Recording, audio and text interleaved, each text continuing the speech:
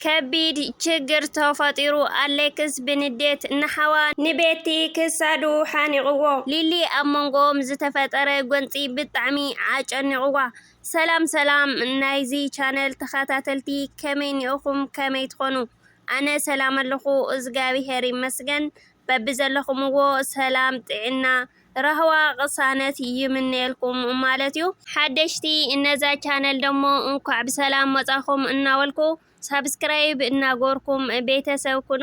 ቤተሰብ ዝኾንኩም ደሞ ሸር ላይክ እናጎርኩም ከም ቅድምኩም ምትዋዕኹም ኣይፈለየኒ ክብለኩም ይፈቲ። ብምቕጻል ደሞ ነዛ ቪድዮ ብላይክ ጀምርዋ ማለት እዩ።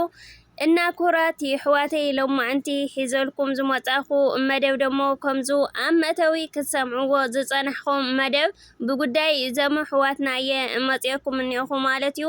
ሎማዓንቲ ኩሉ ነገር ዝተፈጠረ እየ ሒዘልኩም መጽአ እኒአኹሞ ክሻ መጨረሻ ሓዊርኩምኒ ጽንሑ ኢኹም። እሽምባርከስ ኩራት ተኸታተልቲ ኣብ መንጎ ኣሌክስን ሓዋ ንቤትን ከቢድ ችግር እዩ ተፈጢሩ። ሊሊ ደሞ ብዝተፈጠረ ኣብ መንጎ ክልቲኦም ጎንፂ ብጣዕሚ እያ ተጨኒቓ። እዚ ክኸውን ዝኸኣለ ግን ሓዋ ንቤቲ ንኣሌክስ ከቢድ ዝበሃል መጠንቀቕታ እዩ ኣጠንቂቕዎ። ከምኡ ተኾነ እውን ንሊሊ ስለ ዝፀረፋ ኣሌክስ ውናይ ብንዴት ነጢሩ እዩ ክሳዱ ሓኒቕዎ ማለት እዩ። ኣሌክስና ሓውቤት ደሞ ሃንደበትዮም ተራኺቦም ሊሊ ፀዊዑ ከናጋግራ ኢሉ ከም ዝነበረ ኩለና እንዝክሮ ኢና። ካብኡ ደሞ ክረዳድኡ ስለ ዘይከኣሉ ሊሊ ሓዲጋቶ ክትብገስ እንከላ እዩ ሃንደበት ኣሌክስ ዝመፀ። ብድሕሪኡ ደሞ እዩ ኩሉ ችግራት ዝተፈጠረ ማለት እዩ። እና ኩሉ ዝተፈጠረ ነገር የሒዘልኩም ቀሪበ ዘለኹ። ከምኡ ደሞ ሓውቤቲ ታይ ስለ ዝበሎ እዩ ንኣሌክስ ኣሌክስ ደሞ ብንዴት ነጢሩ ዝሓነቆ። ከምኡ ከዓኒ ሓውቤቲ ንሊልኸ ታይሉ እዩ ፀሪፍዋ ዝብል ደሞ ብዝርዝር የሒዘልኩም ቀሪበሞ ክሻ መጨረሻ ሓዊርኩምኒ ጽንሑ ኢኹም። ንምስትዋት ዝኣክል ግን ኣብ ዝሓለፈ ሓዋ ንቤቲ መጺኡ ድሕሪ እዚ ኩሉ ምጥፋእ እየ መጽየ ዘለኹ። ሎማዓንቲ ዋና መምጽየ ደሞ ኩሉ ዝፍጠር ዘሎ ነገር ኣብ መንጎ ሊልን ኣሌክስን ከምኡ ውናይ ቤቲ ኣጋጢሙ ዘሎ ነገር ንምፍታሕ እየ መጽየ ዘለኹ። ከምኡ ደሞ ንሊሊ ፀዊዐ ኩሉ ከረዳእ እየ። ቤቲ ብጥዕና የላን ብጣዕሚ እያ ተጎዲኣ ዘላ። ካብኡ ከዓኒ ኩሉ ዝገበረቶ ሊሊ ጌጋ ከም ዝኾነ ደሞ ከረዳእ እየ። ካብኡ ከዓኒ ቤት ደሞ ሰብ ከም ዘለዋ ውናይ ክትፈልጥ እኒአዋ እይሉ ማለት እዩ። ካብኡ ከዓኒ ናይ ሊልን ኣሌክስን ሓዳርሲ ከም ሰብ ኮንካ ክትሓስቦ ከለኻ ብጣዕሚ እዩ ዝኸብድ። ግን ቤቲ ከምኡ ክትገብር ከላ ሊሊ ደሞ ብጠባይ ክተረድኣ እዩ ዝግባእ ነይሩ እምበር ክሻብ ምሕናቒ ካሊእ ነገሪሲ ክትበፅሕ ኣይነበራኒ። ምክንያቱ ሓዳራ ሊሊ ባዕላ እያ ክተስተኻኽሎ ነይርዋ። ኣነ ግን ብምጥፈይ ብጣዕሚ እዩ ኣጣዒስኒ ብጣዕሚ እውን እዩ ኣሕዚንኒ። ምክንያቱ ኣብዚ ተይበፅሐ ሓፍተይ ክእክብ ነይሩኒ።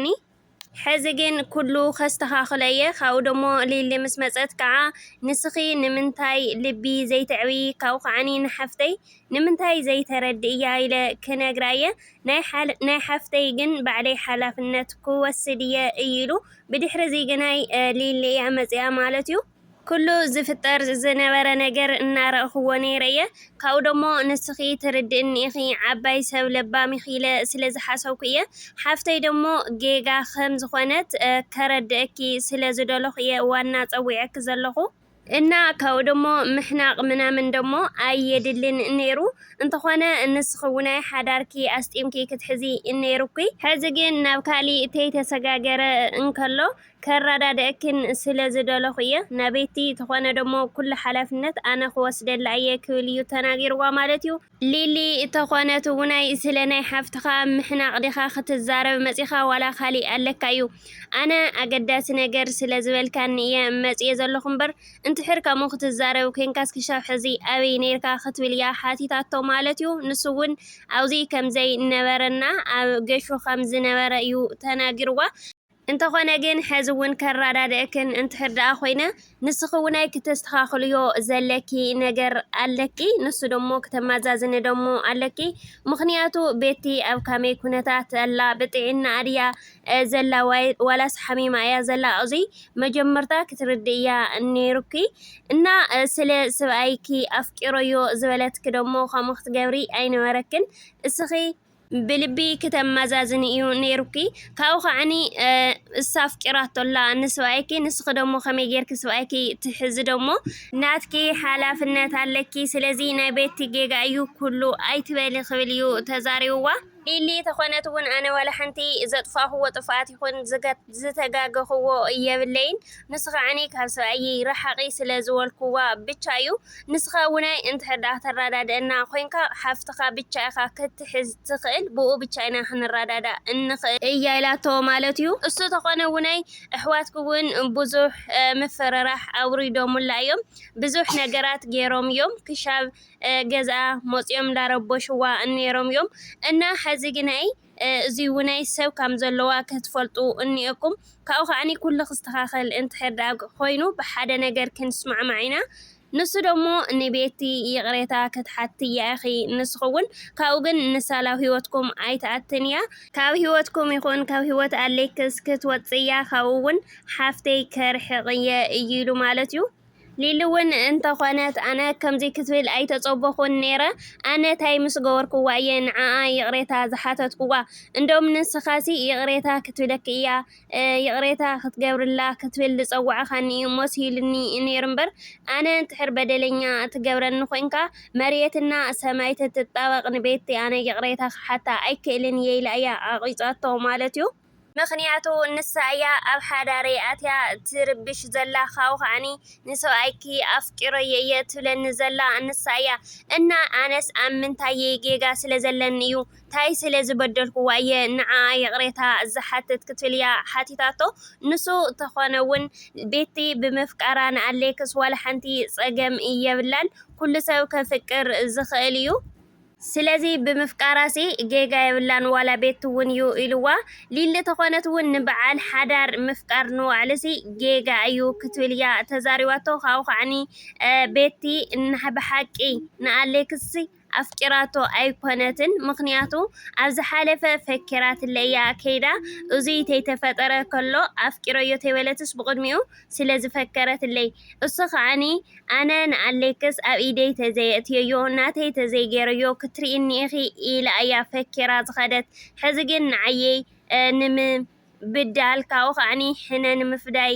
እያ ደኣ ካሞ ትገብርላ እምበር ዝፈከረቶ ትገብርላ እምበር ስለ ዘፍቀረቶ ኣይኮነትን ቅንጣብ ፍቅሪ ትበሃል እውን እየብላን ክትብል እያ መሊሳትሉ ማለት እዩ ሕዚ እውን እንተኾነ ሓፍትኻ ኣክብ ኣጠንቅቃ ናብ ገዛይ ንኻልኣይ ግዜ እንትሕር መፅያ ናብ ኣሌክስ እንትሕር እውን ቀሪባ ኮይና ንኻልኣይ ግዜ እውን ክሓንቃየ እያ ኢላቶ ንሱ ተኾነ እውን መን ስለ ዝኾንኪ ኢኺ ንስኺ ትሓንቅያ ካብኡ ከዓኒ ትረዳድኢ ሰብ ኣይኮንክን እና ኣነ ደሞ ንሓፍተይ ምዃን ኣይስእንን እየ ኣብ ጎኒ ሓፍተየ ንስኺ ክትርድኢ ይኹን ክትረዳድኢ ኣይትኽእልን ኢኺ ካብ ሕዚ ንድሓር ንሓፍተይ ማንም ክነኽኣ ኣይኽእልን እዩ ንዓኻቶም ተኾንኩም እውን ክንዲ ፍረጣፍ ኣይርአኩምን እየ እና ተደሊኺ ሰብኣይኪ ሓዚ እዙይ ናይ ባዕልኺ ጎደሎ ኣተሓሕዛ ሰብኣይ ስለ ዘይትኽእል ኢኺ እምበር ናይ ቤቲ ፀገም ኣይኮነን ሰብኣይኪ ባዕሉ እዩ ዝኸዳ ዘሎ ሕዚ ግን ናይ መጨረሻ